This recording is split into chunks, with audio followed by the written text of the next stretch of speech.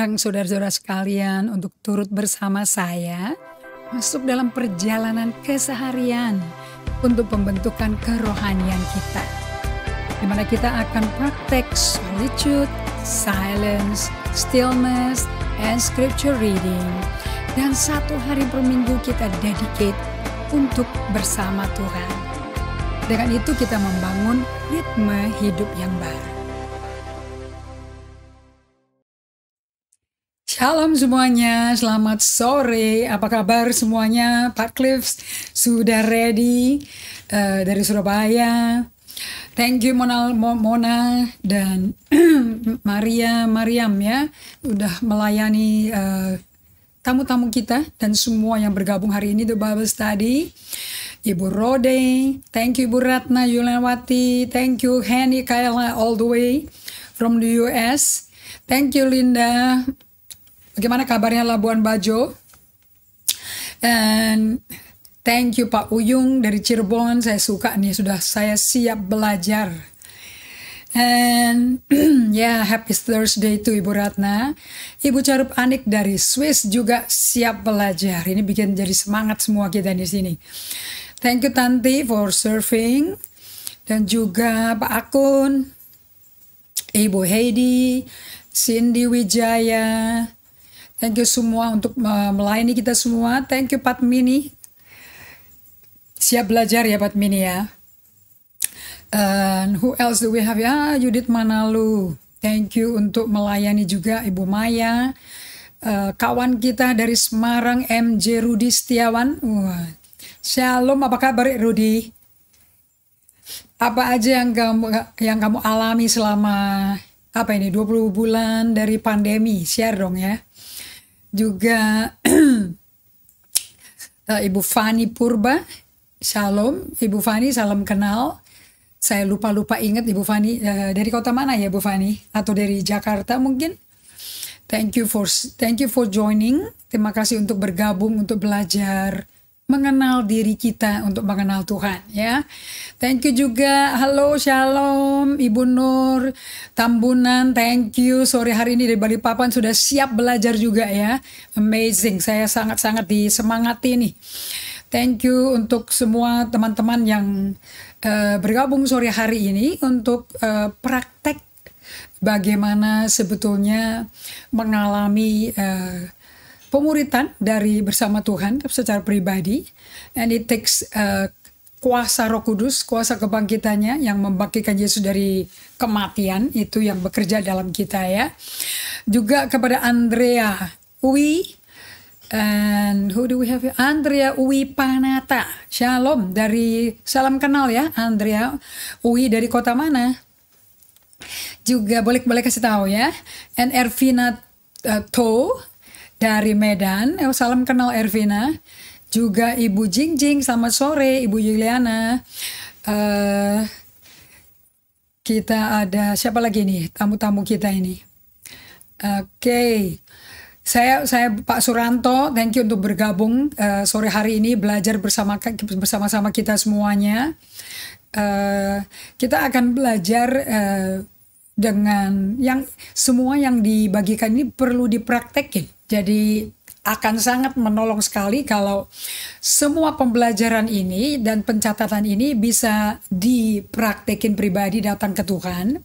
Sehingga Anda sendiri akan penuh dengan sukacita karena ada perubahan yang Tuhan kerjakan dalam diri Anda. Jadi nanti di chat boxnya ini penuh sama testimoni, banyak kesaksian-kesaksian. Karena kalau Tuhan menghampiri kita dan masuk dan berjumpa dengan kita, nggak mungkin kita tenang-tenang ya.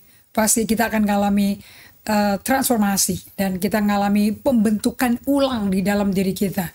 Apa yang hilang karena dosa yang dilakukan oleh Adam, sehingga kita semua hatinya jauh dari Tuhan, gak peduli Tuhan, dan gak mau tahu Tuhan. Tapi karena kasih Allah begitu besar, rahmatnya melimpah, kita bisa ngalami Tuhan dan mulai masuk dalam suatu journey perjalanan ini. Oke.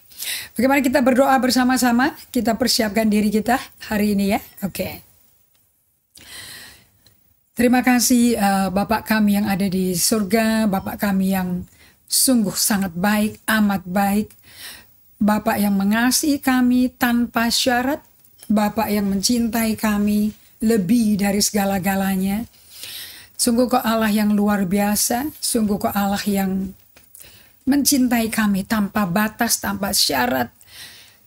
Kau terima kami apa adanya, dan dengan kuasa dan belas kasihan dan kasih karunia-Mu kami digandeng oleh Engkau untuk mengalami transformasi. Roh Kudus, jangan nyerah sama kami, tolong kami semuanya, supaya melalui pelajaran ini kami tidak akan sama lagi. Thank you so much Roh Kudus, thank you Father God. Dalam nama Yesus kita berdoa dan kita mengucap syukur, amin. Oke, Sorong hadir juga ya. Mari kita mulai dari, kita masuk ke bagian dari pelajaran di mana keselamatan spiritual journey, goalnya adalah, goal daripada perjalanan rohani kita, itu jiwa kita disentuh oleh kuasa Roh Kudus yang masuk dalam hidup kita karena kita dapat roh baru, dan roh itu berkomunikasi dengan Roh Kudus yang tinggal di dalamnya, dan jiwa kita ini yang mestinya jangan liar. Kalau dari biasa liar maunya sendiri kayak karpe dewe, sekarang kita mau ikut bimbingan dan penginsafan daripada Roh Kudus. Nah, kalau kita mau ikut dari hari ke hari, lihat hidup Anda dari hari ke hari akan mengalami perubahan yang indah. Yang Anda sendiri baru lihat Alkitab itu kalau dulu cuman bahan bacaan, dimengerti-ngertiin sampai saya bisa ngomong, ini kan bahasanya surga, ini kan tata bahasanya surga. Jadi saya nggak bisa pakai tata bahasa pengertian duniawi untuk mencakup, menguasai penuh bagaimana pemikiran alam. Otak kita kecil sekali kok, bagaimana mau cakup mengerti semua. So kita mesti rendah hati untuk minta tolong Roh Kudus mewahyukan pada kita, karena otak kita nggak sanggup mengerti pemikirannya Yesus.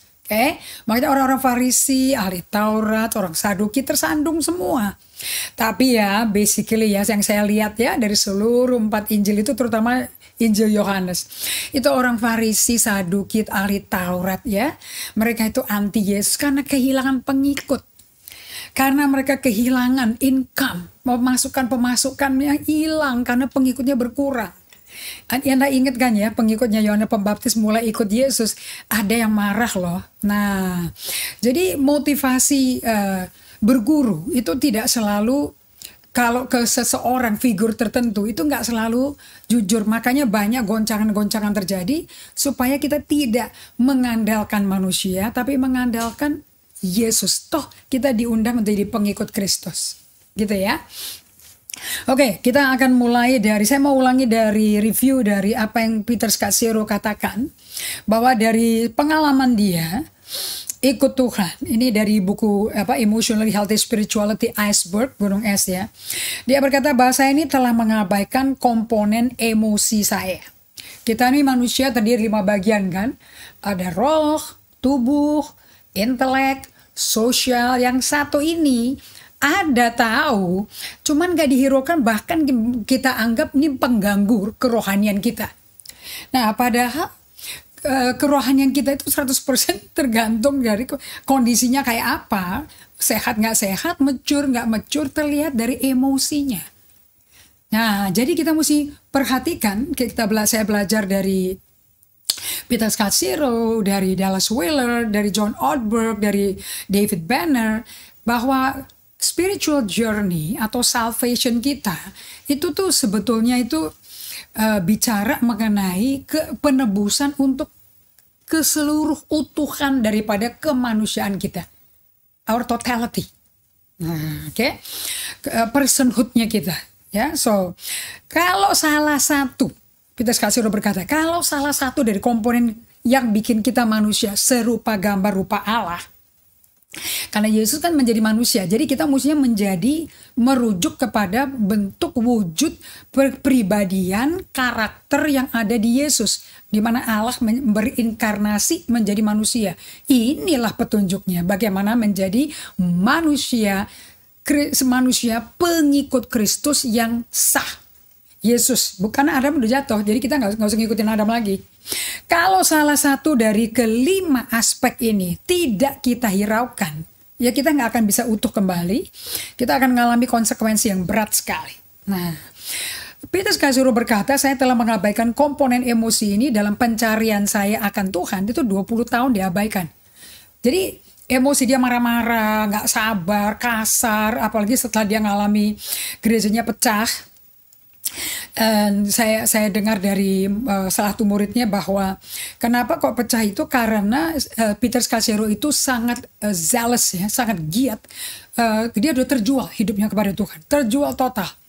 Dan orang-orang yang dia layani tuntun lahir baru, itu semua pada dijanjiin, nanti aku akan muridkan kamu, nanti aku akan persiapkan kamu, saya akan equip kamu. Sampai mereka udah jadi gembala di gereja Spanyol atau di gereja lain cabangnya dia. Tapi nggak ada satupun yang di-equip. Si Peter Scazzero nggak ada waktu untuk nuntun satu persatu, untuk memodelkan, diajak sama-sama lihat dia bagaimana dia melayani dombanya Allah, bagaimana dia menyelesaikan masalah di antara suami istri atau orang tua dan anak, atau anak dengan anak, anak dengan orang tua, atau dengan tetangga, atau dengan member yang lainnya. Itu nggak pernah. Sampai jemaatnya para 50 nggak ada. Dan suatu hari ternyata gembala itu yang lahir baru, cukup hanya pengalaman lahir baru itu sudah dianggap kayak mama papa rohani gitu loh. Dan ya sudah nggak akan kemana-mana kecuali setia aja. Ternyata hari itu orang yang jadi gembala dari gereja Spanyolnya ini yang lahir baru melalui dia membawa 250 dari jemaatnya memulai gereja sendiri di daerah yang sama, nggak jauh dari gereja bahasa Spanyolnya itu. Dan Peter Scazzero ke gerejanya dia, kok sepi, kok cuma 200. Kemudian jemaatnya bilang, oh itu lagi mereka pergi ke seberang jalan, mereka memulai sendiri. Nah, di situ si Peter Scazzero menganggap kayak normal aja kalau dia tuh pahit, kecewa, kayak dia benar-benar hancur lah. Tapi meluapannya tuh benci dan pahit sekali. Nah itu tidak kelihatan sama dirinya dia. Sampai dia nyetir mobil di kemacetan di New York. Keluarlah kata-kata kutuk. Kata-kata sumpah serapah. Kepada orang-orang supir-supir atau supir taksi atau pengemudi lain yang motong-motong jalannya. Karena kan New York itu kayak Roma, kayak Italia, kayak Jakarta katanya. Kayak India katanya. Nah, waktu dia pulang ke rumah, anaknya juga mau main juga sama. Diperlakukan dengan kasar, nggak punya waktu buat sama anaknya, malas, katanya capek. Jadi Gary juga sebagai istrinya nggak pernah bisa bicara sama si Peter suaminya ini.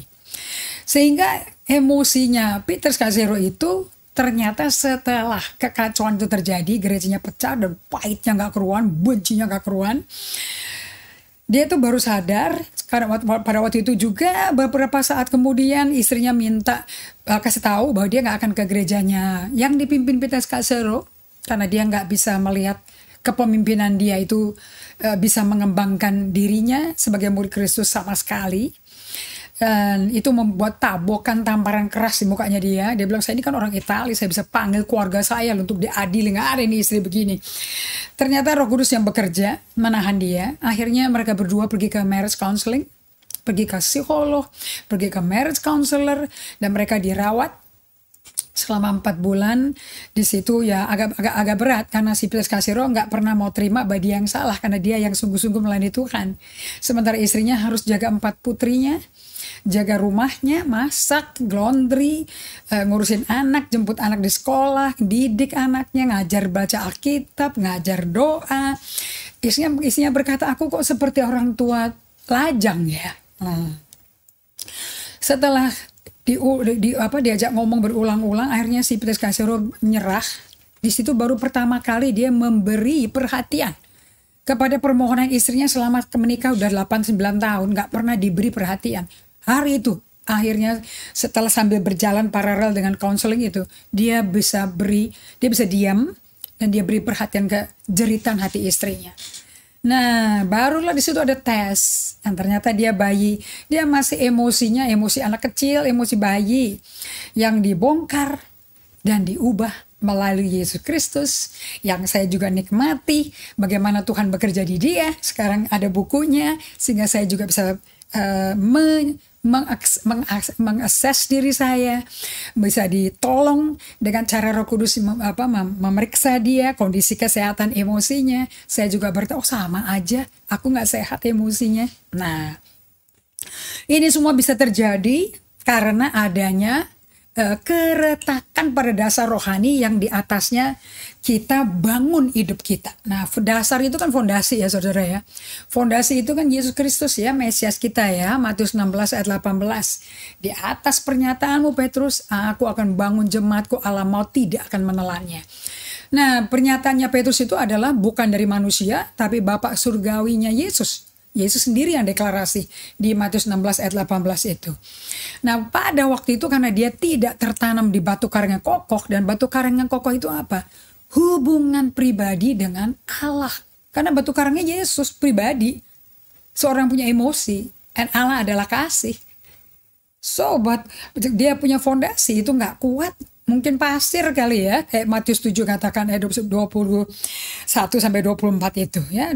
Dua bangunan cantik yang indah sekali interiornya, eksteriornya, tapi pada waktu ada badai, ada tsunami, ada hempasan-hempasan, itu bisa kelihatan yang mana dibangun di atas fondasi yang kokoh, mana yang di fondasinya udah retak, mana yang di atas pasir. Nanti di mana ada pencobaan, pasti kelihatan fondasinya kayak apa.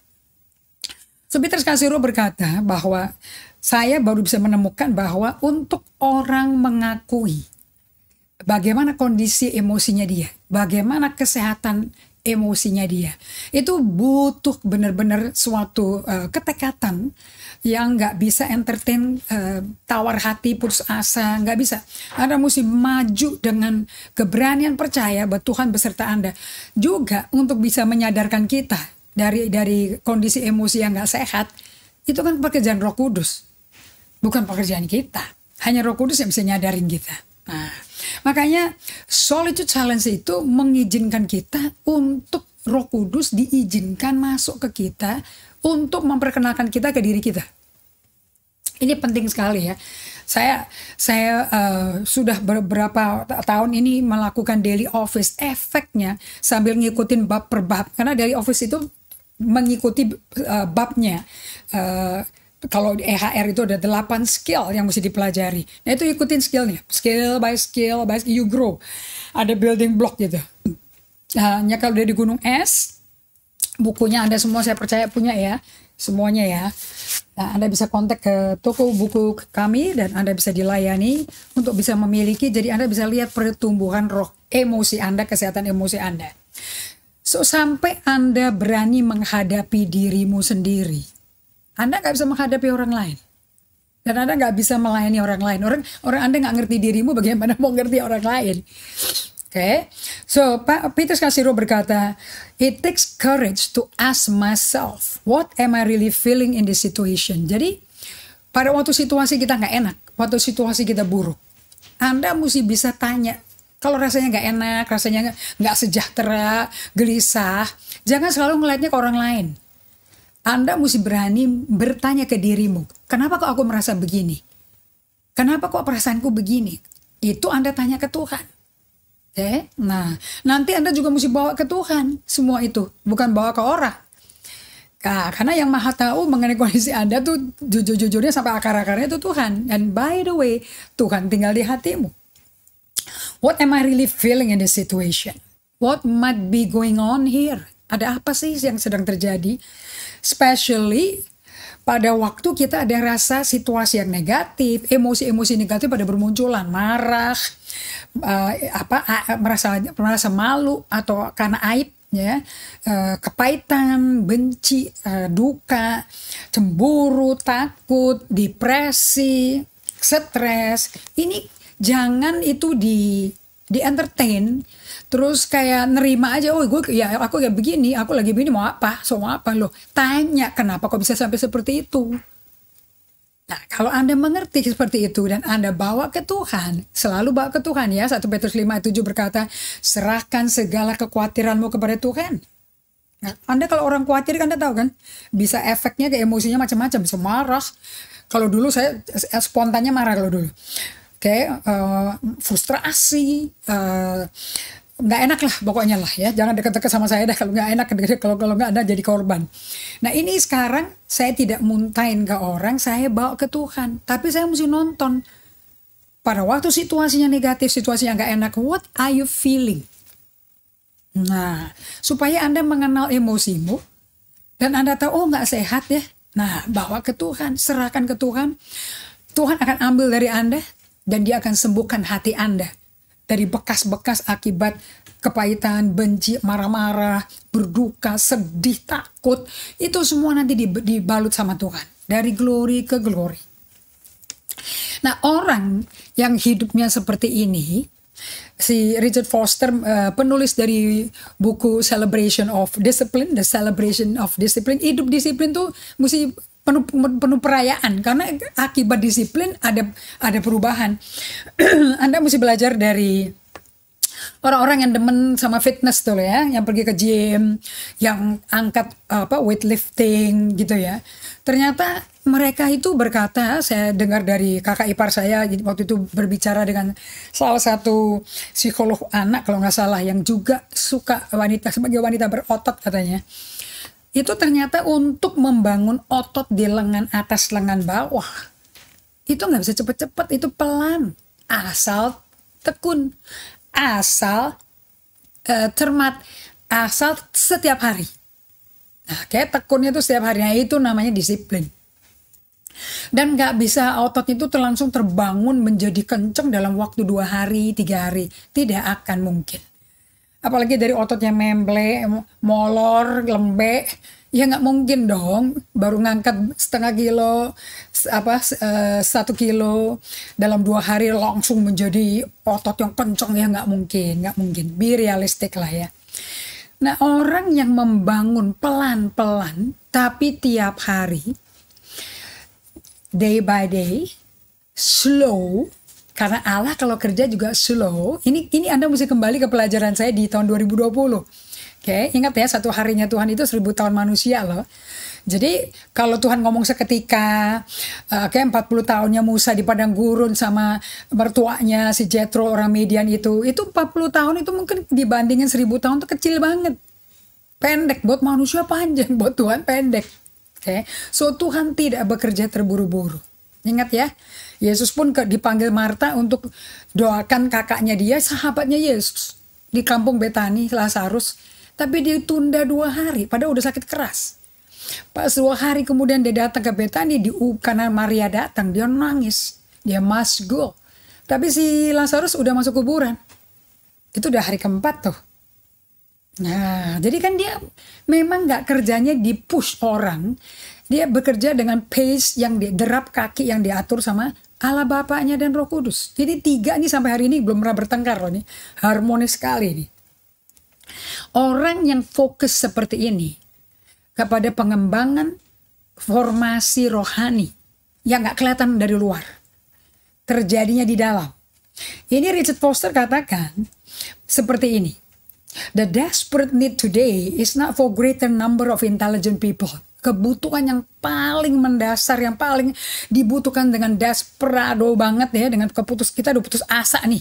Dunia tuh butuh bukan orang intelligent atau orang yang sangat gifted, tapi kita butuh orang yang deep. Deepnya bukan suaranya dalam, saudara, deep with God, yang betul-betul berurusan dengan apa yang, karena Tuhan itu tinggalnya di dalam kita, dalam kedalaman batin kita.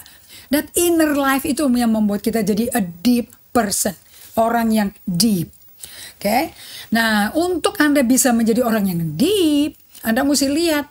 Saya belajar dari emotional jog ya. Nanti saya gambarin deh minggu depan ya. Setiap baby itu kalau lahir, nggak ada bayi lahir itu ditabokin sama maminya tuh nggak ada. Dan nggak dikasih susu tuh nggak ada. Langsung dipeluk, baru keluarnya dari rahim langsung dipelukin, air mata keluar maminya, papinya gendong, adik kakaknya gendong, you know. Jadi pertama kali emosi pertama yang dikenalin kepada seorang baby itu kasih, tranquility, ketenangan, kedamaian sejahtera, sukacita, itu pertama. Tapi begitu anak ini mengalami penolakan, rejection, hardikan, dengar suara marah-marah segala macam, itu emosi dasar kasih, damai sejahtera, sukacita itu kependem kalau anaknya itu kan ketakutan, shock gitu, jadi ditelan. Jadi ada layer-layer lain yang numpukin di atas itu kasih, damai sejahtera dan sukacita. Yang namanya kepahitan, yang namanya takut, sedih, depresi, stres, jerit-jerit, marah-marah, itu numpuk. Nah kalau dia telan terus, apalagi kalau di rumahnya itu kalau orang tuanya ribut, semuanya pada kabur anak-anaknya. Jadi ini menjadi budaya yang tak tertulis. Terus ditelan, satu hari kan dia sampai botol itu kan ditutup kan. Sampai suatu hari kepenuhan meledak. Ada aja yang trigger. Bisa ngamuknya nggak terkontrol, lepas itu corknya tuh. Nah kalau corknya itu nggak mental keluar karena udah lepas kontrol, selama masih ditumpuk, dikubur, di-repress itu, digambar emotional jack itu, bisa itu botol itu karena keras ya, hati yang keras itu kan ada kepahitan, benci, duka, takut, campur aduk semuanya deh ya, kayak asinan semuanya itu ya. Nah itu bisa bocor keluar, bisa pecah atau bisa ada retak-retak botolnya, keluarlah emosi-emosi itu yang namanya emotional leak, bocor emosi. Nah kalau sampai udah bocor atau sampai meledak, Anda mesti punya keberanian datang ke Tuhan, karena Daud di Mazmur 62 ayat 9, I pour out my heart to God. Di Mazmur 52, dia pahit sekali sama kalau orang yang nyakitin dia, katanya itu musuh, aduh gampang aku ngampuni, tapi ini orang yang paling deket. John Bevere berkata bahwa nggak mungkin lah kita bisa pahit, bisa kecewa kalau yang nyakitin kita itu orang yang kita nggak kenal dan nggak ada hubungan yang berarti. Justru setan tuh selalu pakai orang yang paling deket. Nah itu yang Daud alami. Justru teman saya masuk ke bait Allah bersama-sama itu. Nah setelah, bagusnya Anda pelajari kitab Mazmur ya, Daud yang luka, tertekan, aduh dibetray, dikhianati sama orang yang deket sama dia loh. Anda mau tahu? Anda ngerti gak sih isinya Mazmur itu apa? Dia keluarin semua perasaan-perasaan tertekan, amarah, ngamuk kepada Allah. Jadi buku Mazmur itu buku proses emosi kepada Allah, kepada penasihat agung kita. Jadi kalau Anda baca Mazmur, Anda baca seperti biar apa yang direncanakan terjadi pada dia sendiri, biar dunia orang mati kebelah, biar dia masuk ke situ sendiri. Itu dia lagi ngeluarin emosi, apa yang dia rasakan hari itu dikeluarin kepada Allah. Nah belum tentu Anda bisa loh doa kayak begini kepada Allah. Anda rasa aneh nggak? Rasanya kayak masa Tuhan disemprotin kayak begini? Tetapi itu yang Tuhan mau. Yesaya 61 ayat 3 kalau Anda baca baik-baik, berikan abumu, aku kasih padamu perhiasan kepala.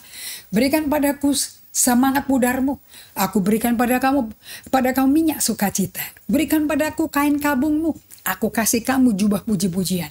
Nanti orang ngelihat kita dari berduka, berkabung, ancur-ancuran emosinya udah berubah menjadi pakai perhiasan kepala, penuh sukacita, menyanyi puji-pujian bagi Tuhan, sampai orang nonton, hah?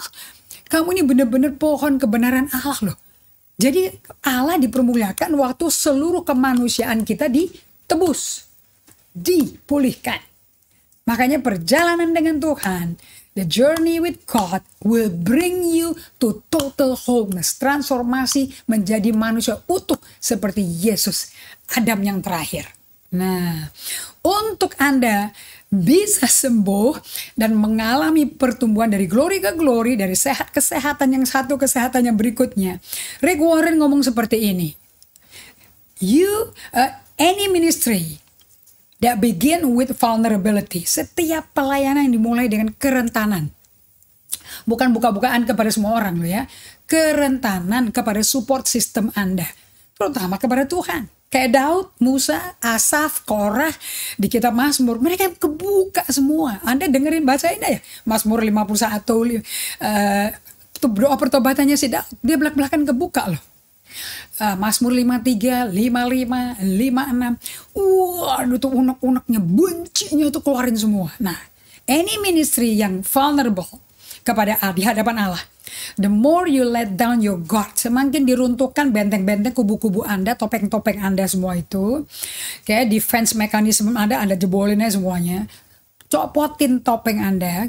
Jangan ngomong memang lagi ngamuk, memang lagi sedih, tertekan, terus bilang, oh nggak apa-apa kok, everything is good, God is in control. No, pull down your mask, be human.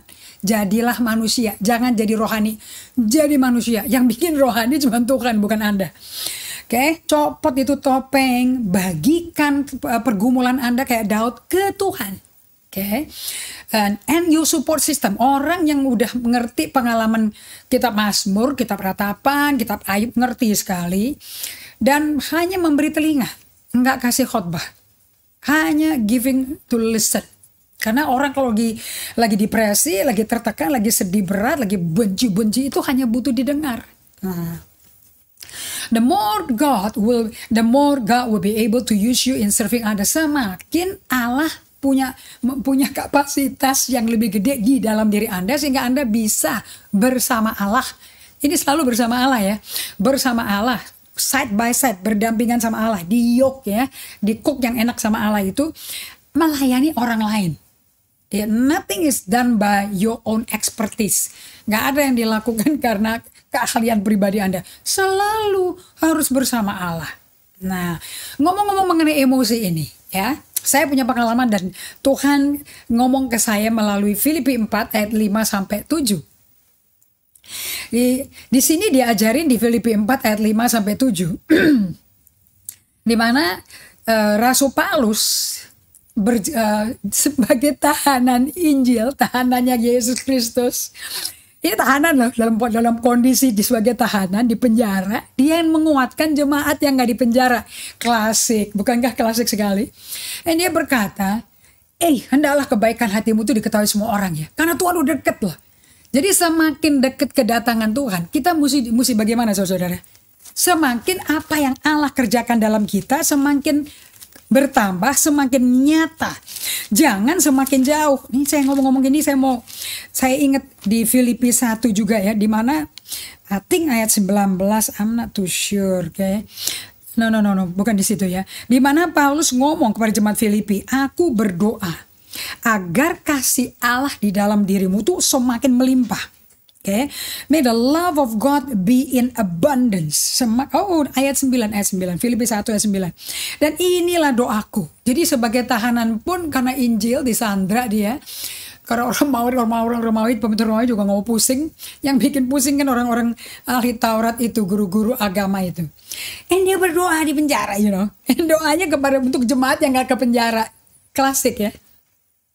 Semoga kasihmu makin melimpah dalam pengetahuan yang benar dan dalam segala macam pengertian, sehingga kamu dapat memilih apa yang baik, supaya kamu tuh suci tak bercacat menjelang hari Kristus. Jadi semakin dekat dengan kedatangan Yesus kedua kali, kedatangan Yesus ya, bukan kedua kali, kedatangan Yesus, saudara dari surga ke bumi, ini yang pertama kali ya. Semakin kamu melimpah dengan kasih Kristus, justru tangki kasihmu semakin bludak. Nah, ini yang memampukan Anda mengasihi sesama Anda. Seperti Anda dicintai Yesus, akibatnya Anda ditransformasi, Anda sayang diri Anda lagi yang baru, Anda bisa mengasihi orang lain. Oke, supaya kita bisa pilih apa yang baik. Nah, di Filipi 4 ayat 5, sehingga kebaikan hatimu itu kelihatan, udah jadi apa ya? Trademark, udah jadi manifest di dalam hidupmu. Ini mesti terjadi dalam hidup kita karena Tuhan udah dekat. Dengan adanya pandemi ini kan udah jelas. Ini awal penderitaan ya, sesuai nubuat Yesus.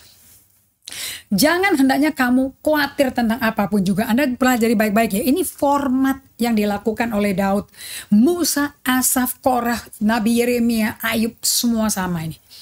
Jangan hendaknya kamu khawatir tentang apapun juga. Ini hidup di bawah kekhawatiran berat loh ini ya. Gurunya aja di penjara. Tapi nyatakanlah dalam segala hal keinginanmu kepada Allah dalam doa. So, semua pengalaman, semua vulnerability ini tentang kondisi emosi kita yang Anda mesti sadar diri. Itu bawa ke Tuhan setiap hari. Bawa ke Tuhan setiap hari. Nah,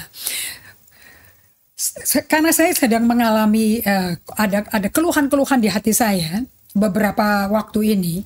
Dan tapi nggak terlalu serius di mata saya, nggak terlalu serius. Tetapi pada waktu Tuhan ngomong kepada saya melalui Filipi 4 ini, Tuhan itu taruh di hati saya ini segala kesedihan. Kesedihan ini tahu nggak sampai apa? Saya kan suka itu lihat di sosmed itu mengenai baby orphan elephant, bagaimana karena mereka kan nggak bisa ngomong gitu ya, tapi mama dan anak itu kan deket sekali ya. Dan saya lihat mama-mamanya yang ditembak, yang diracunin, terus ada babynya kena dibacok gitu juga tengkorak kepalanya, dan tinggal sendirian, teriak-teriak kecil tapi teriaknya keras karena dia jerit maminya, karena maminya udah mati, and nggak bisa kasih susu lagi. Dan dia sendiri berdarah-darah, aduh kasihan sekali. Tapi ada yayasan yang memang kerjanya tuh kerjasama dengan semua suku-suku orang-orang kampung di sana, di seluruh Afrika, dari Nairobi pusatnya ke Kenya, kemana-mana. Itu kerjanya untuk melihat baby-baby yang jadi yatim. Nah, mereka stres sekali loh, dan dibawa ke pusatnya. Dan yang paling sedih tuh, yang senangnya saya kan ini baby-baby ini menemukan orang tua angkat ya, surrogate parents, yaitu manusia yang bisa memberikan susu yang cocok formulanya kepada baby ini. Dan saya itu bisa nangis. Yang saya nangis itu waktu mereka itu, maminya itu mati dan ditungguin, dan mereka teriak-teriak gitu loh. Dan takut sama orang-orang itu, ketakutan sekali ya. Itu mesti disuntik penenang dulu, terbang. Saya bilang, what a sad thing. Dan satu kali itu bisa ada 250 elephant yang ini. Kesedihan-kesedihan ini pun diingetin Tuhan. Kenapa kok kamu nggak bawa ke aku? Kok kamu numpuk? Nah, kalau enggak saya bisa terbawa loh, terhanyut loh. Dan saya diingetin Tuhan seperti ini. Pelihara kondisi hatimu ini. Di Amsal 4 ayat 23, di atas segalanya, dari segalanya, kalau bahasa Indonesia dari atas segalanya, above all else, guard your heart, jaga hatimu. Pelihara kondisi hatimu hari per hari, bukan pas kena masalah besar. Terlambat, damage has been done. Anda tahu nggak damage has been done ini rusaknya tuh di hati kita. Jadi ada emosi nggak enak dikit aja.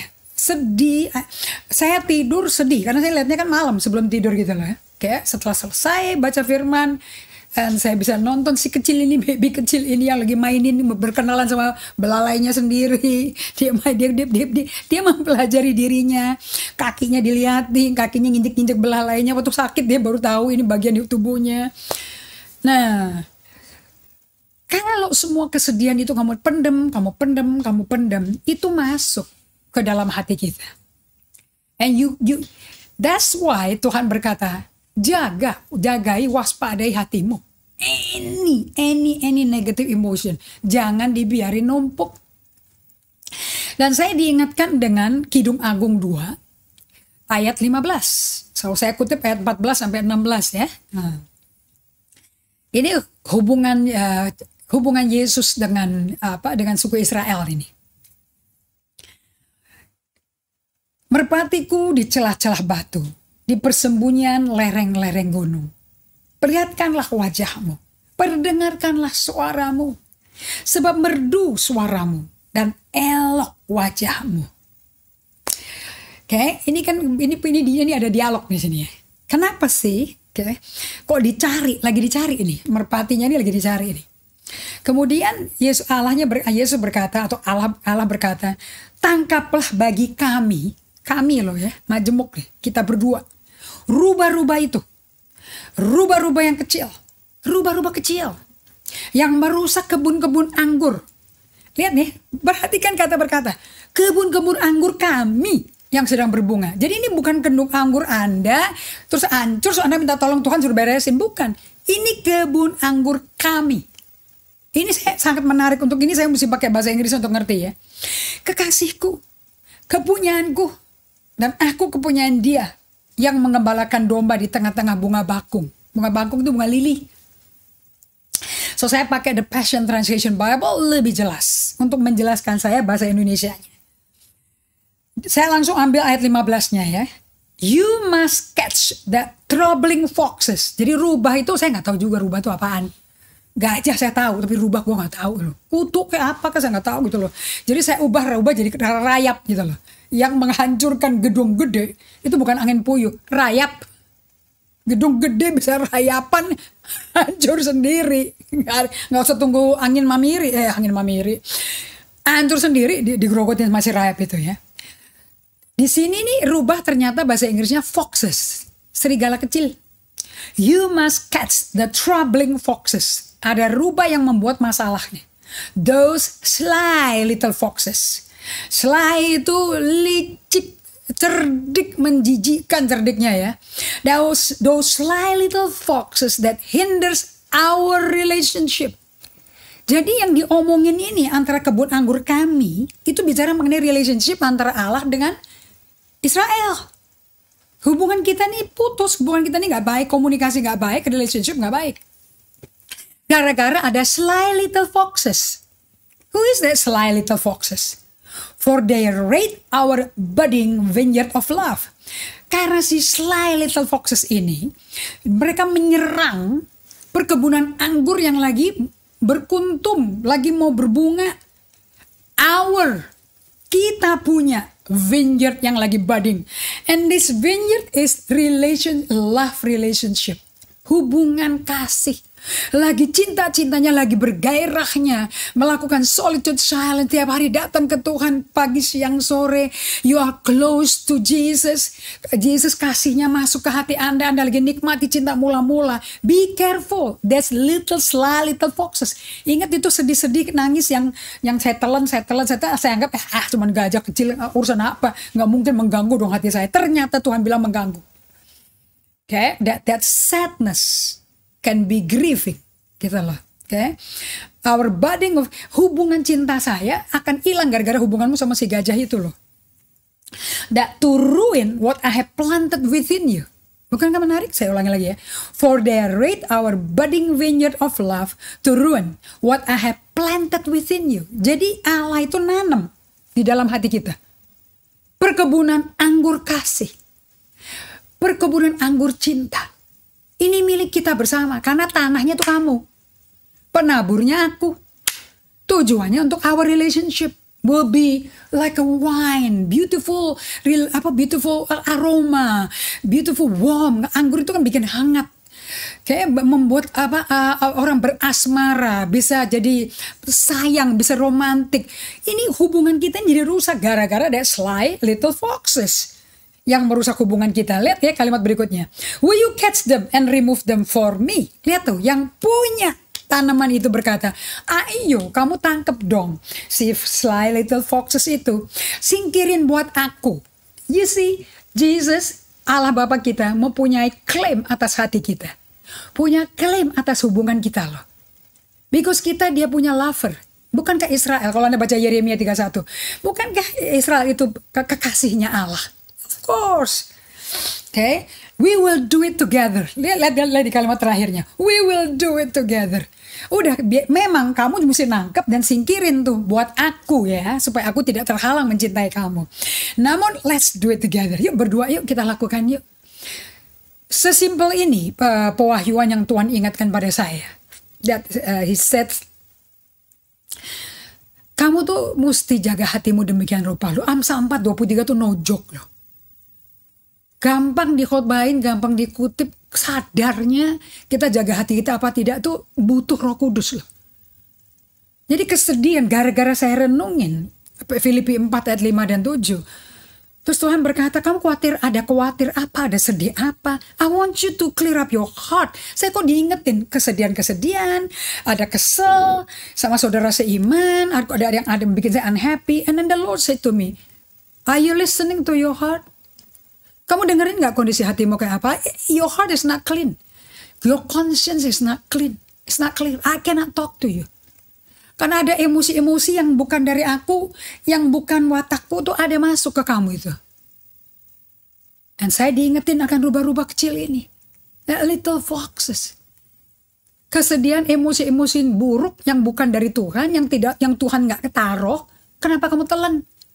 Itu merusak perkebunan anggur kita berdua. So he claim ownership loh kepada kita. Israel tuh miliknya dia loh. Kita tuh miliknya dia loh. Jadi kalau Tuhan itu ikut campur sama hidup kita, menginsafkan dosa kita, menyadarkan kita, because He owns us. Bagiannya Tuhan di bumi itu cuman kita, not the elephant, bukan tuh gajah, us. Untuk Anda bisa sadar, disadarkan, di mana Tuhan berkata, can you check your heart? Ada emosi-emosi yang aku nggak pernah taruh di situ. Apa tuh ya? Coba kamu, what kind of emotion have you been harboring? Kamu nampung emosi apa aja selama ini ya? Nah, waktu-waktu tenang saya itu, keluar kata little rubah-rubah ini. Dan saya buka langsung ke TPT, The Passion Translation Version. Wow, ternyata rubah-rubah itu adalah semua isu-isu yang masuk ke hati kita yang membuat hubungan saya dengan Tuhan terputus. Atau Tuhan tuh ngomong gini, kamu nih bikin hubunganku sama kamu, hubungan cinta ini jadi terblokir. Yang ribut tuh Tuhan loh. Pernah gak kita sadar kita ribut sama Tuhan? Kenapa kau tinggalkan aku?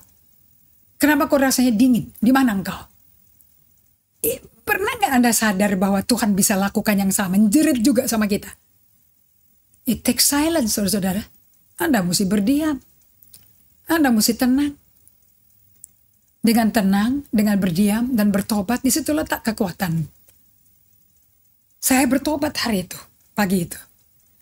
Tapi tanpa silence, you cannot hear God. Anda gak bisa latih dengar Tuhan loh.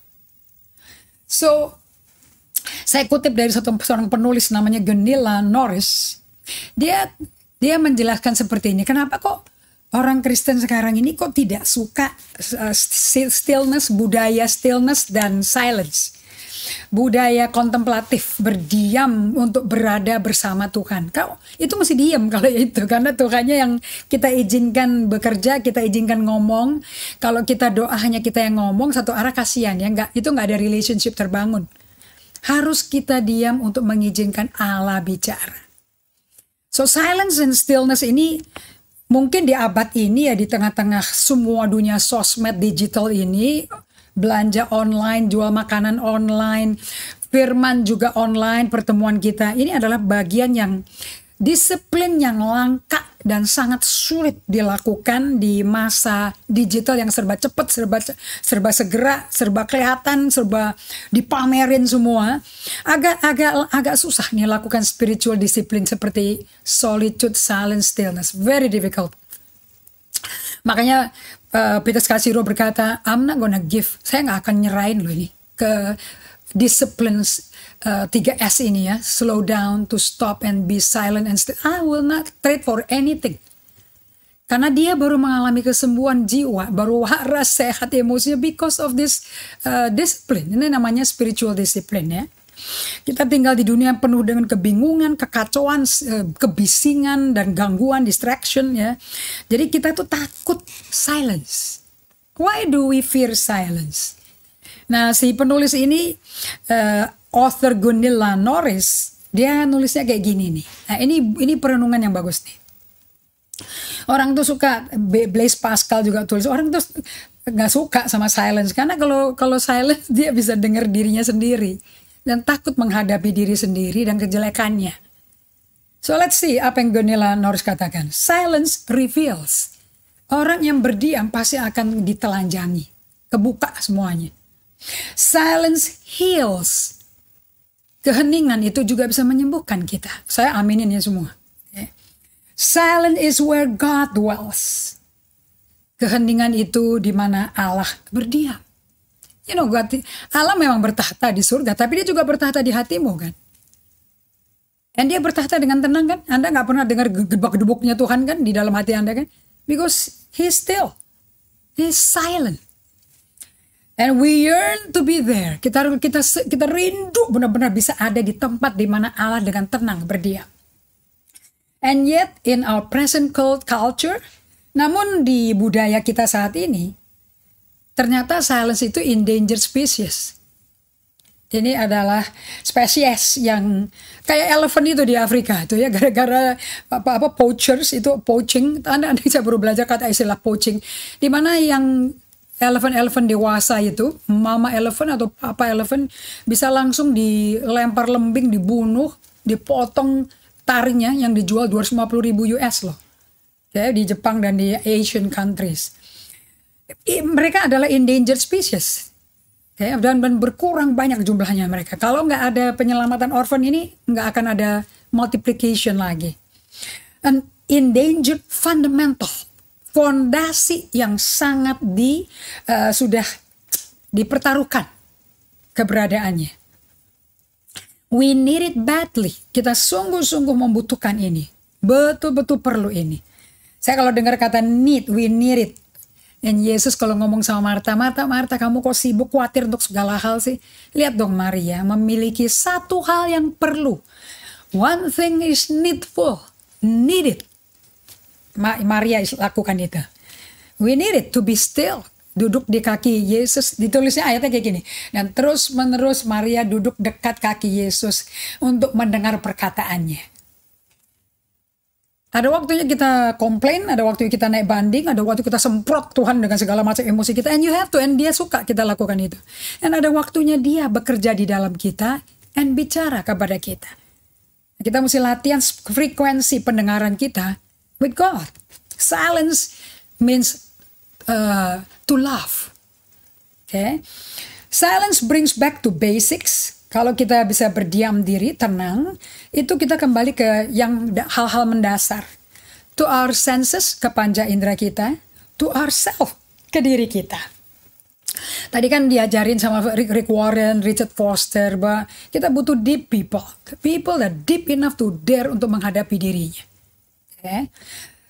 It locate us. Ini melokasikan diri kita. Kita ini di mana sih di hadapan Tuhan? Jauh apa deket sih sama Tuhan? Unless you are silent, nggak bisa, nggak tahu Anda. And jangan tanya pendeta, you know you, gitu. Without that return, tanpa kita kembali kepada Tuhan, we can go so far away from our true natures that we end up quite literally beside ourselves. Ini saya udah alami semua loh ini.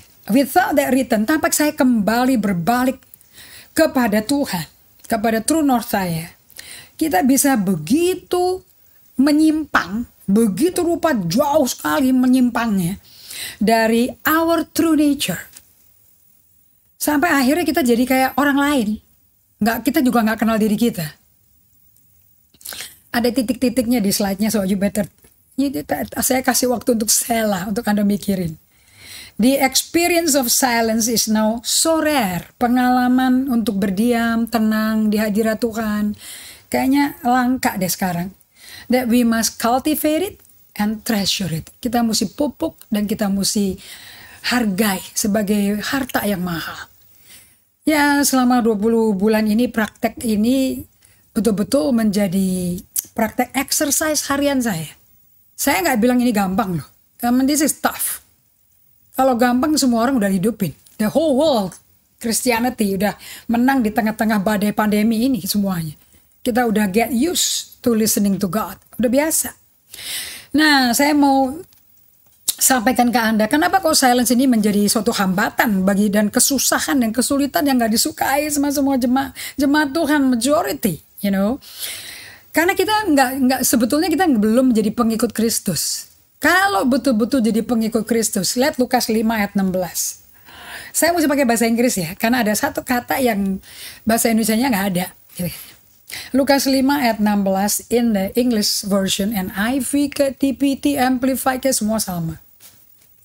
But Jesus often slipped away from them and went into the wilderness to pray. But Jesus often slipped away from them.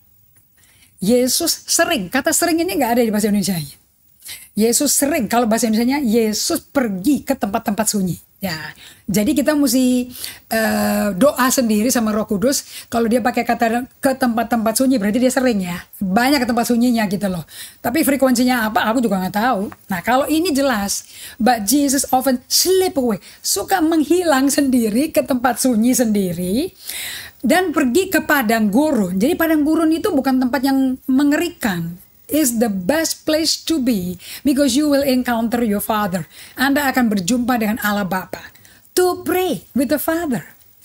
Jadi kalau kita betul-betul pengikut Kristus, ya ini mau apa? The way of Jesus itu menjadi the way of our life. Nah, saya kutip dari John Ortberg, penulis buku The Life You've Always Wanted, kehidupan yang Anda selalu rindukan. Mau nggak? Nah, beli bukunya aja. Mungkin hari ini belum tahu Anda kepingin kehidupan seperti apa. Saking udah sibuk dengan segala macam tekanan. Tapi coba baca buku ini. I think you get a picture, you know. John Ortberg, karena dia berdialog dengan mentor dia dan gurunya dia namanya almarhum Dallas Willard. Dallas Willard ditanya sama John Ortberg, kalau bisa gambarkan pakai satu kata aja. Kalau kamu lihat Yesus tuh kayak apa? Compassionate, merciful, a great teacher. Apa? Kamu gambarin dia sebagai apa? Lama, baru dijawab sama Dallas Willard, dan dia ngejawabannya tenang aja. Relax. Yesus tuh pribadi yang relax. Dia bengong. Nah, dari pertemuan tersebut keluarlah penemuan kenapa kok dibilang relax. Ya, John Ortberg tulis seperti ini. Hurry is not just a disordered schedule. Hurry is a disordered heart. Buru-buru, tergesa-gesa, maunya cepat-cepat itu bukan aja jadwal yang kacau, yang gak teratur. Tapi sebetulnya hurry itu hati yang kacau. Hati yang bingung. Hati yang gak teratur. Nah, sebagai penutup ya, saya catat ini. So, I need to learn from Jesus himself how to live at his unhurried pace yet full schedule. Setiap hari 3,5 tahun Yesus nggak ada nganggur loh, nggak ada leha-leha loh. Oke, ada waktu istirahat, ada waktu paling sering dia berdua sama bapaknya. Ada waktu sama muridnya, ada waktu makan, ada waktu khotbah, ada melakukan mujizat. But he is never idle. Namun dia nggak tergesa-gesa. Dia nggak pressure pada the agenda of the day. So kita mesti belajar dari Yesus sendiri, pribadi Yesus, bagaimana hidup dengan langkah yang tidak tergesa-gesa. Oke, saya mau tinggalkan Anda dengan pesan ini supaya jadi PR Anda juga. Buka aja 4 Injil itu and lihat caranya Yesus hidup hari per hari. Oke, dari 30 tahun pertama sampai dia dibaptis selam, sampai mulai pelayanan 3,5 tahun sampai sampai mati di kayu salib, bangkit pada hari ketiga, and sampai hari Isa Masih. Coba you detect. Hitungnya berapa kali dia menyendiri, memisahkan diri bersama Bapaknya. And if you found a lot of them, dan kita mesti ikutin ritme hidup itu. Right? Kita doa ya. Bapa kami yang ada di surga, kami berterima kasih bahwa untuk bisa mendengar dan mengenal emosi kami sendiri, kita mesti mengurangi tempo. Karena Yesus pun di tengah-tengah kesibukannya dia kurangi tempo. Dia nggak tergesa-gesa untuk bersama Bapaknya, untuk berdialog dengan Bapaknya, untuk akuntabilitas dengan Bapaknya. Seperti doa-doa yang dia lakukan di Matius 11 ayat 25. Seperti doa yang dia lakukan di kitab Lukas 19. Lord Jesus, buat kami memiliki langkah pikir, langkah derap hidup seperti Yesus. Tuntun kami, Roh Kudus, Kau tinggal di batin kami semua. Tolong kami semua. Aku minta hanya di dalam satu nama di atas segala nama, nama Yesus Kristus. Thank you.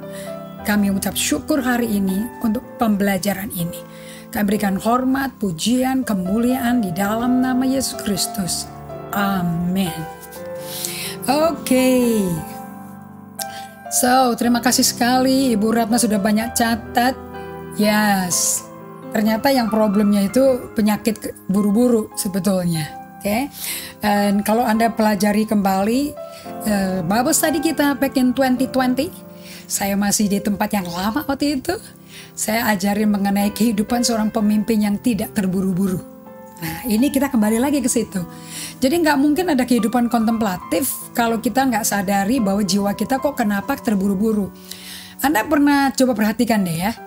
Minta tolong aja siapa suruh jebak Anda gitu. Kalau Anda keluar kamar, habis bangun tidur, mungkin nyari kopi atau ambil koran kayak atau apa. Anda kayak buru-buru nggak? Terus habis ambil kopi, mungkin mesti baca Alkitab, mungkin kebablas baca Qurannya, buru-buru baca Alkitab. Kemudian buru-buru doanya, buru-buru mau kerja ke kantor. Coba Anda lihat ritmenya deh. Nah kalau kita hidupnya berantakan, sekarang saya baru ngerti kan apa sih maknanya Amsal 3 itu. Ayat 1 sampai 7, you know. Aduh, dalam segala hal akui Tuhan, dalam segala langkahmu, jangan anggap dirimu bijak. Itu semua tuh kehidupan ritme orang gak tergesa-gesa. Nanti ya, hari Sabtu ya, kita lanjutkan kembali. So thank you semuanya yang sudah bergabung dengan kami, Ibu Jane Skumenit. Thank you so much, Ibu Juliana Nababan, Ibu Ratna, Pak Cliff. Saya berdoa apa yang dibagikan ini menjadi pembelajaran juga. Thank you Jayadi, and thank you Henny Kayla. What time, di jam berapa di sana sekarang? Thank you semuanya, Ibu Hedi, Ibu Carb Anik, Ibu Maya. Kita berjumpa kembali hari Sabtu jam 12 siang. Till then, God bless you.